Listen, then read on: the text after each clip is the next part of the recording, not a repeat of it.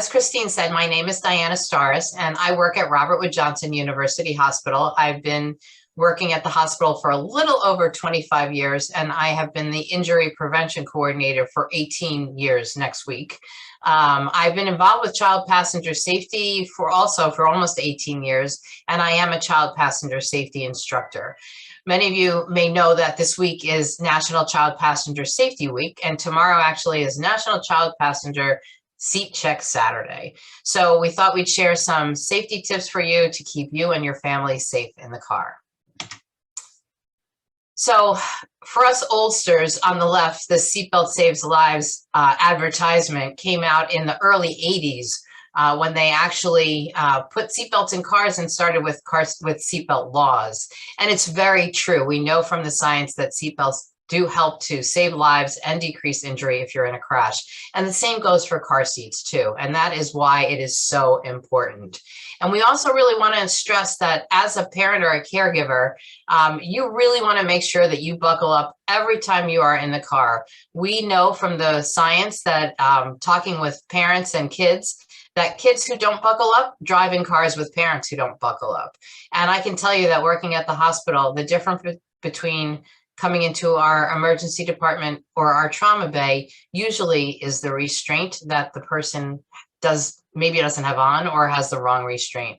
So we really want to make sure that everybody's buckled up on every ride and that kids who belong in car seats are in them appropriately every single ride. You can find the New Jersey Child Safety Seat Law and Occupant Protection Laws at this website, njsaferoads.com. What we're going to be talking about today is best practice, because our law is a minimum requirement for safety. And we know that there are better ways to keep your kids safe.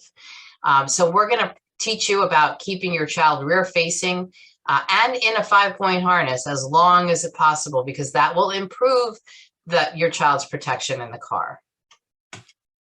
So first of all, we really want to talk about car seats and where you put a car seat and how you pick a car seat. And all of these things here, selection, direction, location, installation, and harness fit, are the key factors when you are choosing and installing and using a car seat. I have two pictures here. One is of a car seat manual, user guide, and not pushing the Kiko brand in any way, shape, or form, but that was the picture I had available. And I also have a picture from a vehicle manual. And I will tell you that both of these documents are very important if you want to make sure that you are installing and using your car seat correctly. Your car seat manual is going to tell you specific information about your car seat, whereas your vehicle manual has a whole section in it about where does the car seat go and how does it get installed in your particular vehicle. Obviously, that's different for everyone. And car seats are also different. So you want to make sure you have both of these pieces available. If for some reason you don't have the manual for your car seat, you can go onto, in this instance, it would be kiko.com, and you can look up the manual for your car seat. The same is true about vehicle manuals. We don't always hold on to those things in our glove box. So please make sure to have those things available. When you're selecting a car seat, it's not about the cost. It's not about what it looks like. It's a car seat that is going to fit your child based upon their age, their height, and their weight, and one that you are going to be able to use and install correctly every single time. You, of course, want to make sure it's facing in the right direction, and we'll get into that a little bit more. Location in the car is really going to be determined sometimes by the car seat that you're using, but also by who else is riding in that car. If there are siblings or other family members, you need to think about those things too. Installation is really guided by your vehicle manual and the car seat manual, and we'll talk a little bit more about that too. And then harness fit we will discuss in future slides. So keep these things in mind when you are thinking about purchasing and utilizing a car seat. So every car seat comes with a registration card. You can also go onto the manufacturer's website to register your car seat. You do want to register your car seat one way or the other, because this is the only way that the manufacturer knows how to contact you in case there is a recall on your car seat. And yes, sometimes there are recalls. Sometimes the recalls are just that there was an incorrect label put on the seat, but other times it has to do with the functioning of the car seat. So you definitely want to make sure that you know what's going on with your particular car seat. So please make sure that you register your car seat. And when you go online, they're going to be asking for the manufacture date and the model number. That's the information that you need the most. And that, if you don't have the card anymore, that can be found on a label on your car seat. Car seats have expiration dates, and they are usually stamped right onto the car seat itself. It typically is 6 years after the manufacture date, with the exception being the all-in-one car seats. The majority of those have a 10-year expiration date. So most parents will say, well, why do they expire? Why can't I just keep using this? Well, there's a few reasons. One is that your car seat is made mostly of plastic. And if you think about how plastic degrades if it's in extreme cold or extreme hot, think about what's happening to your car seat that is sitting in your car in those extreme temperatures. It starts to break down, and you may not see that, but it definitely will, because it's plastic. The other thing too is that there is wear and tear on the harness straps that, again, you may not see. But if you're in a crash, I would certainly want a car seat that was made more recently and used less often than one that I had been using for 6 or 7 years beyond the expiration date. I also would tell you that technology around car seats and safety changes every single day. So I have 2 grandkids. I want them in a new car seat. I want them in a car seat that was made recently that has the latest technology. Even if I had a 6-year-old brand new car seat sitting in the box, I still would want a car seat that was made much more recently. So expiration dates are important to look for. The last thing I want to talk about on this slide is recalls, which kind of ties into that registration card, right? We want to make sure that we're aware of the recalls that are out there. And this website right here, and if you Google car seat recalls, this will come up. You can go to this this website with your the name of your car seat, the model number, and when it was manufactured, and you will be able to look to see if your car seat is on a recall list. So it's just an easy way for you to be able to check. And you can actually, this is a mobile app you can keep on your phone. So if you get a new car seat, you can go and check that one out too. So we're going to start off with rear-facing seats. And there are 3 different ways to keep your child in a rear-facing position. One over here on the left is the infant-only seat. This is used in a rear-facing position only. Typically, they start at 4 or 5 pounds and they go up to 30 or 35 pounds. And they are intended for your infant, right? Your child, usually up to maybe about 1.5 years, depending upon how quickly they grow. It usually is sold with a base. May not look exactly like this, but infant-only seats are sold like this with a base. You can purchase extra bases so that if you have multiple vehicles, you can have a base in each car and you can just click this right into the base. The base is what gets installed. All right. And I would urge you to get onto the website for your car seat, because every manufacturer now has videos on their website that show you how to use their seat and how to install it. It makes it so much easier. You can read along in the directions while you're watching the video, and hopefully then you get a great install. This car seat also can be used without the base. Okay, so you want to make sure that, perhaps you're going to be in a situation where you're picking up at childcare and the base doesn't happen to be in your car. You can install this without the base, but it's important to read the instructions so that you know how to do that safely. The next seat that we're going to talk about is the all-in-one. And this is the seat that I mentioned that usually has a 10-year expiration date on it. It can be used for infants all the way through to a booster seat. And we'll talk more about those other seats, but I want you to be aware that this is a seat that can go rear-facing, it can go forward-facing, and then once the child reaches the height and weight max on the forward-facing, you take out these harness straps and you can use it as a booster seat in the car. On the left, we have a convertible, and it is called that because it can convert from rear-facing to forward-facing. It has 2 belt paths. One is here and one is here. When it's in a rear-facing position, this is the belt path that we're using. Forward-facing, this is the belt path that we're using. It's important, again, to follow the instructions, because if you start off in this rear facing position where your child gets to reach the maximum weight, which for these seats is 40, no, yeah, for these seats it's 40 pounds rear facing, then you're going to want to switch forward facing, and you need to be able to switch the harness straps from here. I mean, not the harness straps, I'm sorry, the lower straps from here to here. And you really do want to look at the directions to do that, because otherwise you might be doing it incorrectly. So all three of these seats can accommodate a rear facing child. And we want to keep our kids rear facing until they outgrow the seat they are in by height or weight. So what I'm going to say, the other thing too, is that our law in New Jersey says that you must keep a child rear facing until they are at least 2 years old and 30 pounds.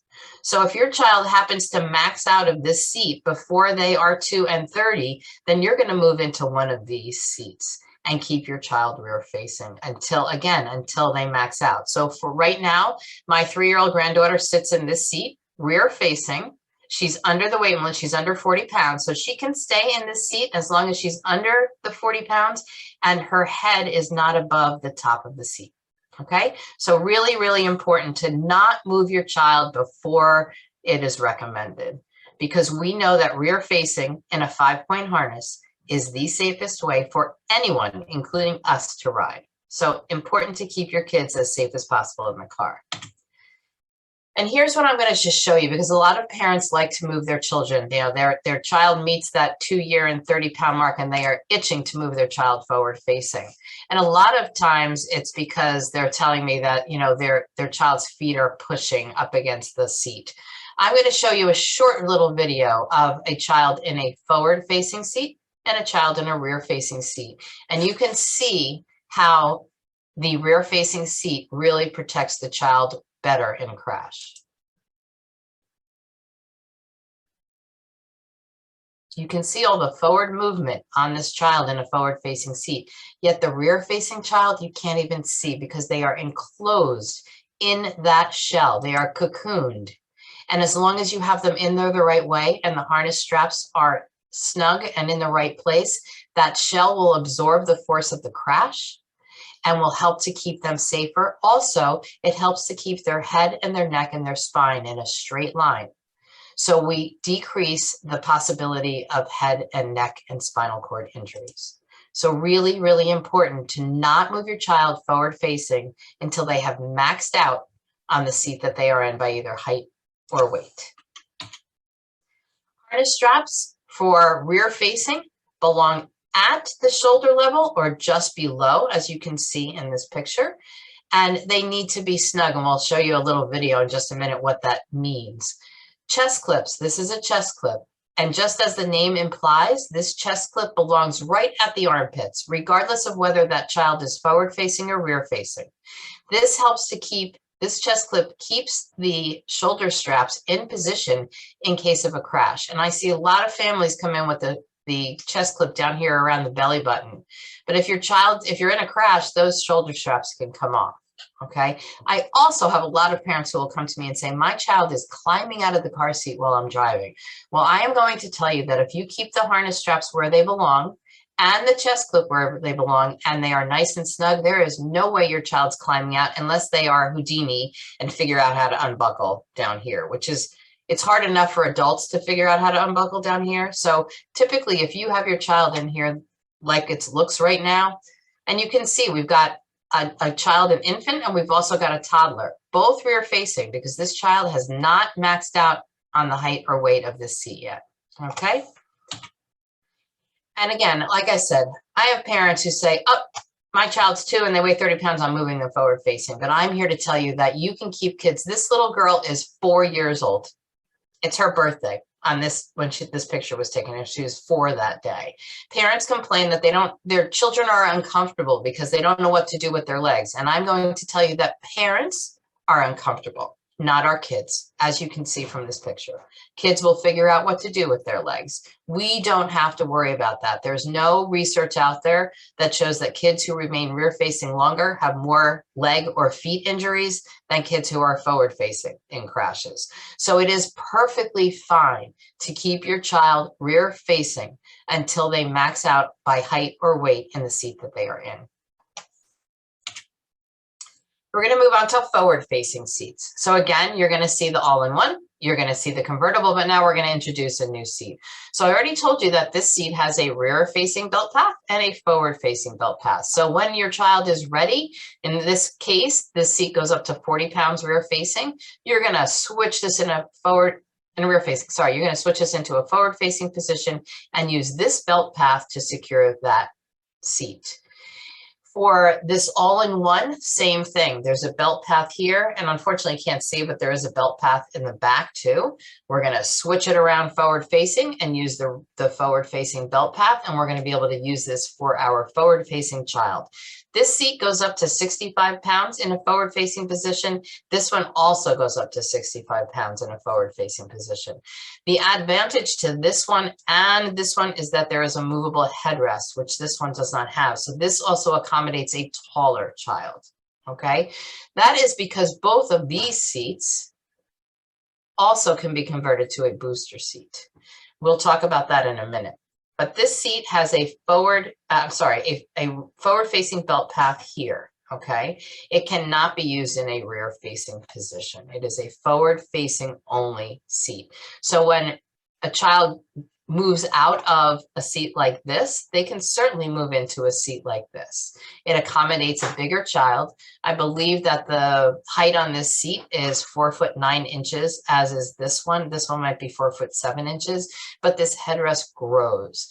And so this would be appropriate for forward facing once your child has outgrown that rear facing seat, not just because they turned 2 and are 30 pounds. So when we're forward facing, harnesses change a little bit. We still want them snug. But at this point now they are going to be at or just above the child's shoulder. All right. Chest clip is still in that same position right at the armpits, but the difference here is rear facing was at or below. Forward facing is at or above. Important to read your car seat manual so you know how to adjust these straps, because as your child grows, you will need to move them up and up and up, both rear facing and forward facing. So I talked about the straps being snug, and we call that the pinch test. And I'm going to play a short video so you will understand what snug means and what the pinch test is and how you can practice that at home. With your child sitting properly in the car seat, try to pinch the strap at your child's shoulder. If you can pinch the strap, tighten the harness and try again. If you can't pinch the strap, you've passed the pinch test. All right, so you can see that we don't want any slack in here. All right, if there's slack, you need to pull it tighter. And usually that adjustment is done right down here. There's a strap to pull. There's also a button to push to loosen the straps up. And I would encourage you when you are loosening the straps up that you grab at the chest clip and pull both straps at the same time, because this is all one continuous loop in the car seat. And if you pull on one strap, you're going to end up with these lopsided straps and it will be very frustrating for you. So snug means you can't pinch. All right. And a lot of kids are not used to riding that way. So the first time you snug them up, they're probably not going to like it, but they'll get over it. Okay. And we know that this is what's going to keep them safe in the event of a crash. And I always tell people, you don't go out in the morning and say, oh, I'm going to get in a car crash today. No, it happens.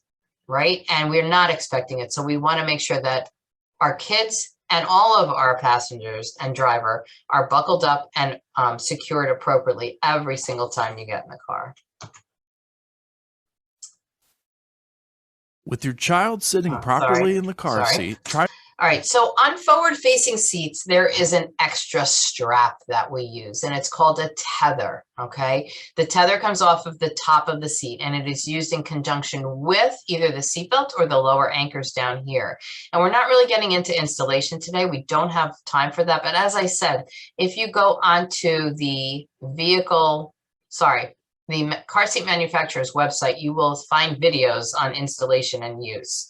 I would also tell you that there are car seat videos out there that were created by the New Jersey Trauma Center Council. They are on YouTube, and they are called Staying Safe in the Car.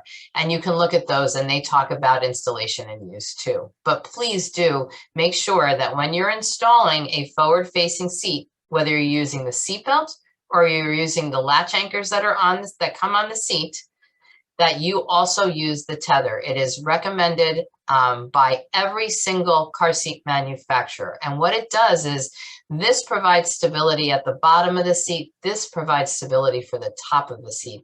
And it cuts down on the forward excursion. And I'm going to show you a little video in just a minute, but it cuts down on that forward movement of this car seat in the event of a crash and helps to protect your child. It's very, very, very important.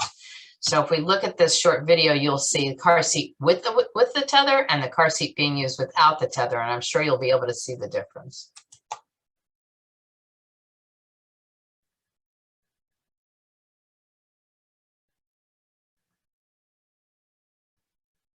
So car seat closest to us has the tether installed.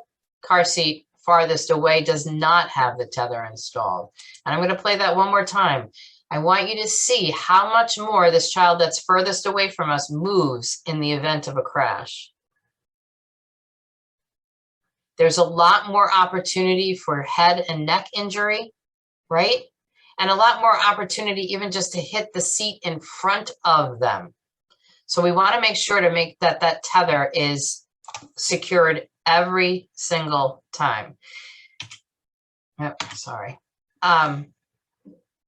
When we talk about installing a seat, and this is going to show it to you in a rear-facing position, but the same is true for forward-facing, is when we install the seat, you're either going to use the seat belt or you're going to be using the lower anchors that come on the seat, and they secure to an anchor point in your car, okay?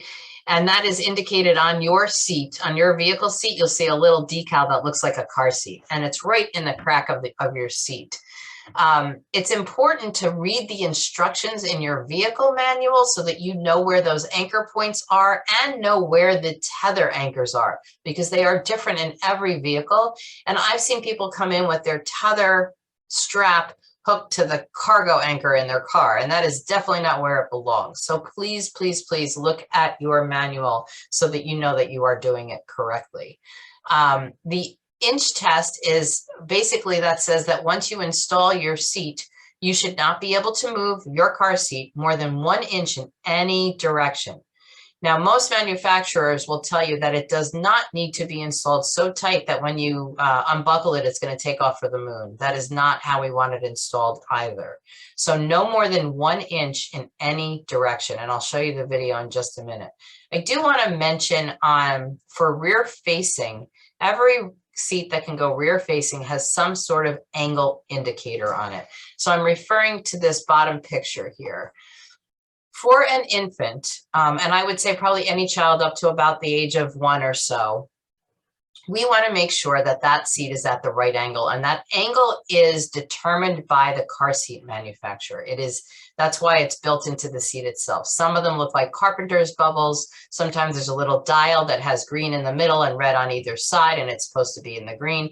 Sometimes, like on the convertible seat that I showed you, like this particular seat, it's actually stamped into the side of the seat, and it says, make sure that this line is parallel with the ground.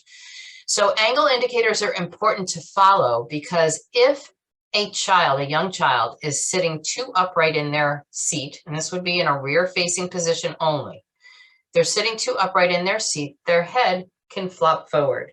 And especially for our infants who don't have any neck control yet, they are not going to be able to pick their head up again. And if their head flops forward, it can cut off their airway. So that's why the recline on an infant seat is so important, because it keeps them at the proper angle so that their head will not flop forward. I always tell new parents when they're leaving the hospital that when you get in the car, because I'm sure mom's going to end up riding in the back seat with the baby, watch. If your child's head is flopping forward, then your car seat is not at the right angle. Okay, very, very, very important. When we get to forward facing, you will not find angle indicators. Some seats do have reclined positions, just because you might have a child like mine who fell asleep before I ever pulled out of the driveway. So it keeps them at a better, sort of angle to not have their head going all over the place. But regardless of that, in a rear facing position, that angle indicator is extremely important for you to follow, and the manufacturer's instructions. So let's play the inch test so you can see what I'm talking about. Once your car seat is installed, put your hands where the belt is at the base of the seat and give the seat a good tug. If your seat moves more than an inch side to side or front to back, make sure to retighten. Then test it again. Once your seat does not move more than an inch side to side or front to back, great job, you've passed the inch test. So you saw them testing at the belt path, and that's a very important point, because a lot of times in rear facing seats, parents will come in and say, it's moving all over the place, but they're actually grabbing the seat out here instead of grabbing at the belt path. There is nothing to hold a rear facing seat over here. So if you're going to start wiggling it around, yes, it is going to move more than an inch in any direction. So we always want to be testing at the belt path. Very important, or it will make you think you have not installed correctly. And that goes for forward facing seats too. We don't want them moving more than an inch in any direction. All right, so now we're going to talk about booster seats. There are several different kinds of booster seats out there. I'm going to go over here on the right first, because you've seen this seat before. This is the forward facing only seat. And when a child maxes out, so this seat goes up to 65 pounds with harness straps. Once a child gets over 65 pounds, you need to take the harness straps out, and then you can use this as a booster. When you have a child in a booster seat, the only thing that is holding that seat in is the seat belt. Okay, now there are a few booster seats out there now that have anchors on them that clip into those spots on your in your car, but that is really, it has nothing to do with safety. It's really just to keep the car seat, the booster seat, in place. So it's not a safety thing. It's just a pre-crash positioner. So again, when you're in a booster seat, the thing that's really holding that booster seat in and your child in is the seat belt itself. We know the 5-point harnesses are the safest way to ride, okay? So just keep that in mind, because again, we don't want to graduate to this booster seat too early. And I'll talk about that in the next slide. Over on this side, we have what we call a backless and a high back booster. Now you can see that this seat and this seat all have a headrest as part of the design. If I am going to put a child in a booster seat and there is no headrest in that position, then they need something like this or something like this, because you do not want to have anyone, child or adult, riding in a vehicle without a headrest behind them. If you are in a crash, that poses severe possibility of injury to their head and their spine. And that is not a good outcome. So we always want to make sure that we have support behind our kids' heads and our adults' heads, all right? Now, this particular seat can come like this, or it can come like this with the back, but the back detaches.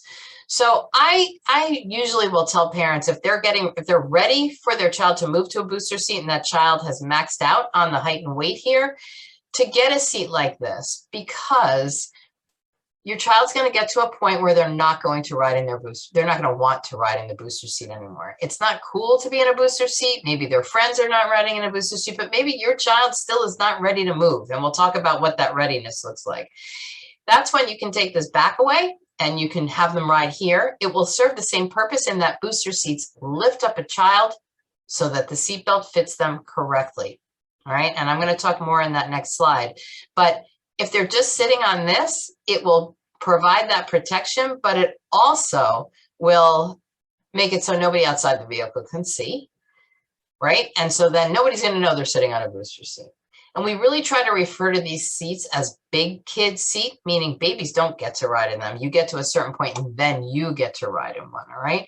So these are the different options for booster seats. And you always want to make sure when a booster seat is not in use that it is buckled into your vehicle, because otherwise it can become a projectile if you happen to get into a crash. And that goes for anything else in your car too, whether that's an umbrella, a computer, your purse, the groceries. All of those things can go flying in a crash and end up hurting the occupants in the car.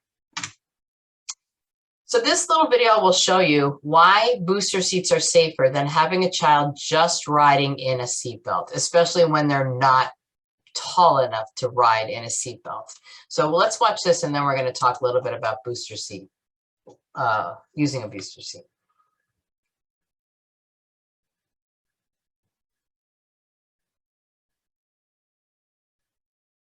You can see that this child on the bottom, and obviously this is an animated thing, but the seatbelt alone is not helping to protect this child, because when they started off, the seatbelt was not in the right position on them because they were too small to be riding without a seatbelt. And what we see in the hospital, when a child, or an adult for that matter, ends up in our trauma bay in a car crash, typically the restraint that they were in was not appropriate for them, or they weren't in a restraint at all. I will tell you that I have seen many, many children who are uncomfortable because you know what, let me go to the next slide. I'm sorry, because it'll show you better. Many, many children will take this seatbelt and they will put it behind them, or they'll put it underneath their arm, because it is not in the right position on them, because they are not tall enough to be riding without the booster seat yet. This booster seat, you can see how it guides the seatbelt over the child's strongest parts, right? Up here on the shoulder bone and down here to the pelvic bone, and then the lap belt sits low on the abdomen, right? So it's not right in front of the belly, because we have a lot of internal injury, a lot of internal organs here. And a lot of times the seatbelt will ride right up here. So we might see a child come in, or an adult, who doesn't have the seatbelt position correctly, and they have a lot of internal injuries. They may not have a scratch on them, but there's a lot going on inside. Okay, so we want to make sure that the seatbelt is in the right place, and that is just what the booster seat does. Okay, when you move a child out of a booster seat too soon, that's what happens in that video prior. Okay, they don't sit well. They sometimes put it behind them, and they can end up submarining right out of the seatbelt, as we saw in the prior video. When's it okay to move? Okay, this is a big, big question, because the law in New Jersey says that when your child is 8 years old or is 4'9". Now, I want everybody to just think about 4'9" is not tall. It is very short. And I don't know any adults even who could get into a car and buckle up at 4'9" who would fit in the seatbelt the right way. The vehicle manufacturers don't design our seatbelts that way.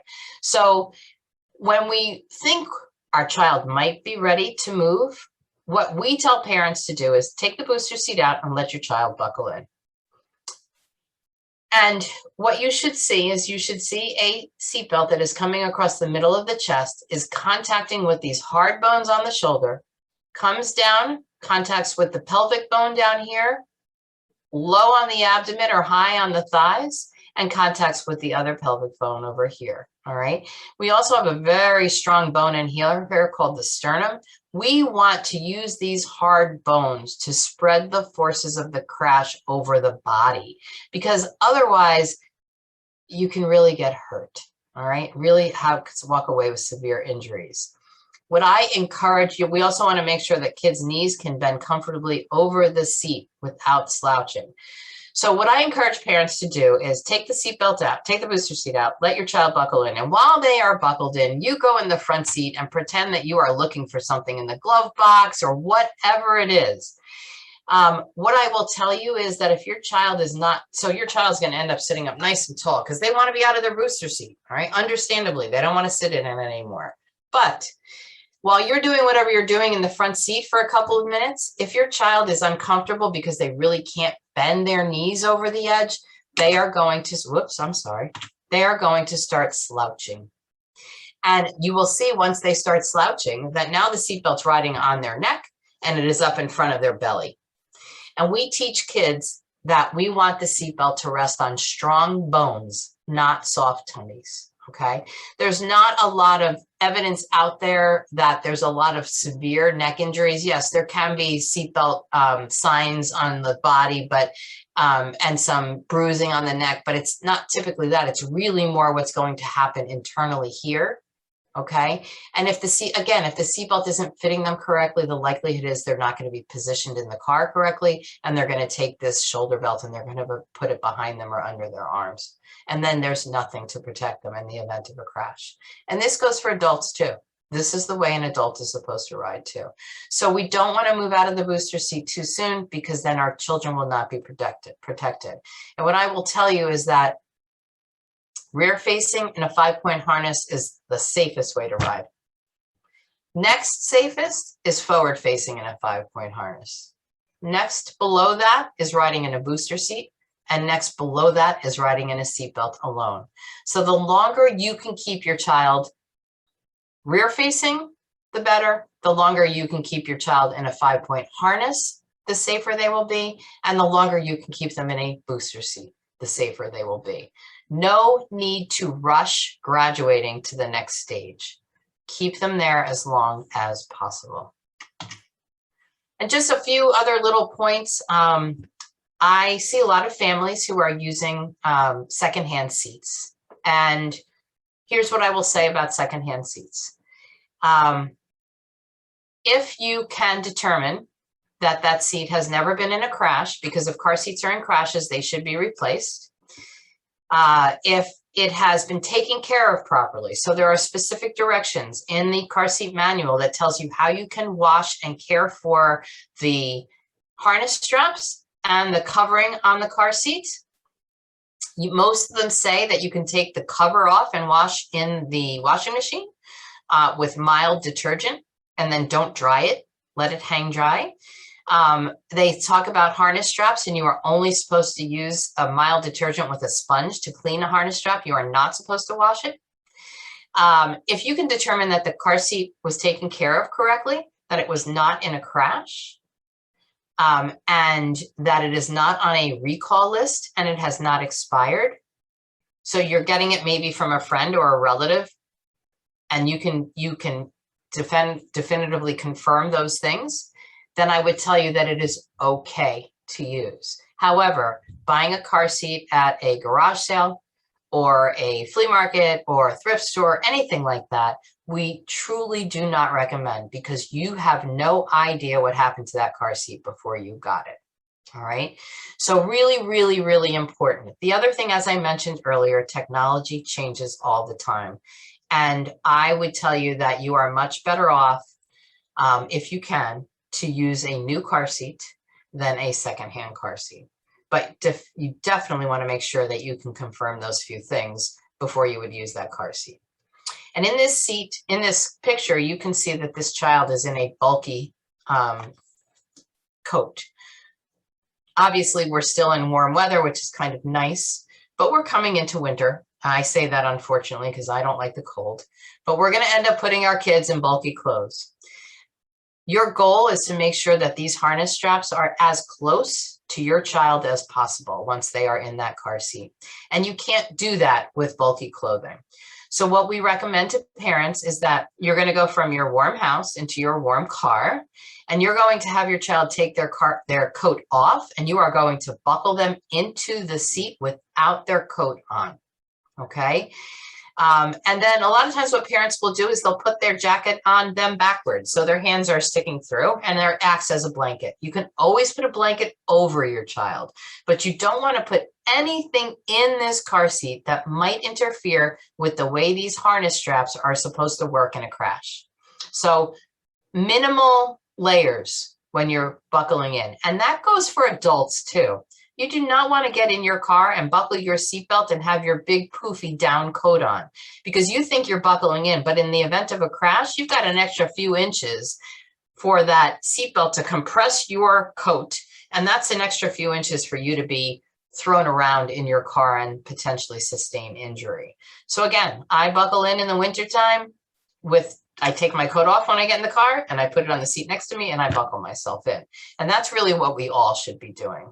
I also just want to point out to you that the straps here are super twisted. We do not want that. We want to make sure those straps are straight because otherwise you'll never get them snug enough. And we already talked about the pinch test for snug. So we want to make sure that these straps are straight every single time we put our child into the car, okay? And the last thing I want to talk about are non-approved products. And these are things like this up here, which I don't know how many of you have ever seen this. I've never seen it in real life. I've only seen it in this picture. Or these kinds of things. Now, these harness covers came with this car seat. So this car seat, as you see it, has been crash tested just like this to meet the standards set by the National Highway Traffic Safety Administration. These are extras. These were bought somewhere, not with the car seat. So it is not recommended that you use anything that did not come with your car seat, unless there are some exceptions. For instance, some of the manufacturers have made pads to put underneath the car seat to protect your vehicle seat. And they have crash tested their car seats with those pads. And it will say right on there, crash tested with this seat, can be used with this seat, okay? But just to walk into, a Target or someplace where they sell car seats and just to buy something off the rack because you think, it's going to help with your child. And I'll use two examples that are not here. One is the mirror that attaches to the headrest right here in front of where does it go? It goes, in front of the child so that mom can, or whoever's driving can look in their rearview mirror to see the child.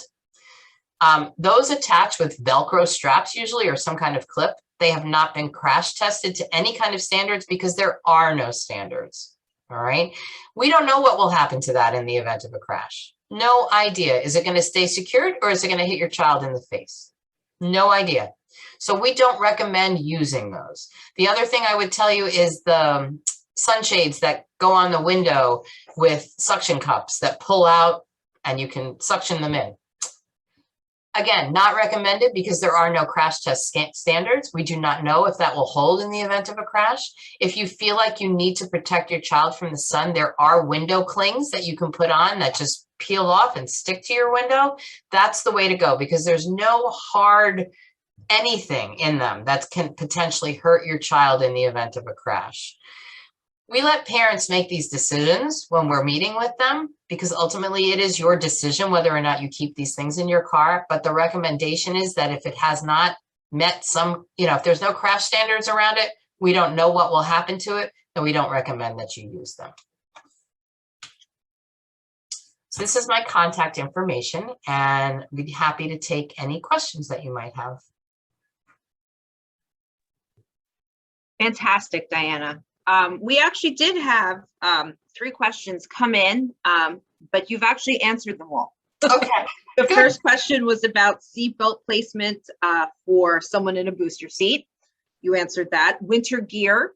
Do you recommend leaving the winter gear on or off when you go into a car seat? And then also, should I use strap guards around the straps? Questions you've answered. Good. That's great. And I can't believe that you have 2 grandchildren.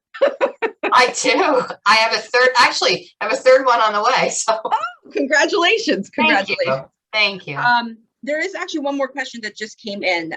Where should I go to have my car seat installed properly if I can't do it?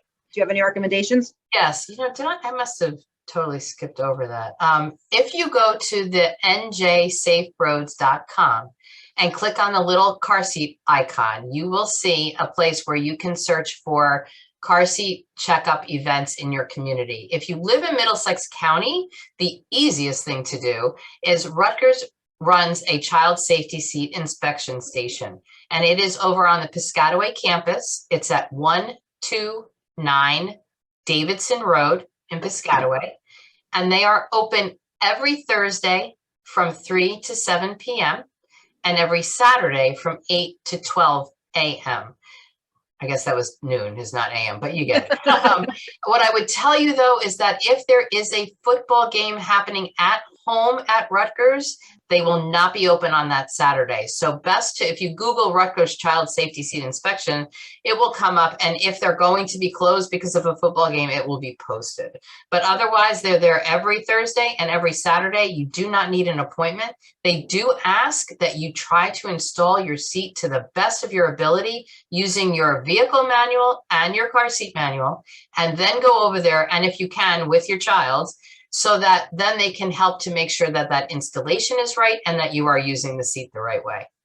The other option that you have is that the Middlesex County Sheriff's Department checks car seats by appointment during the week.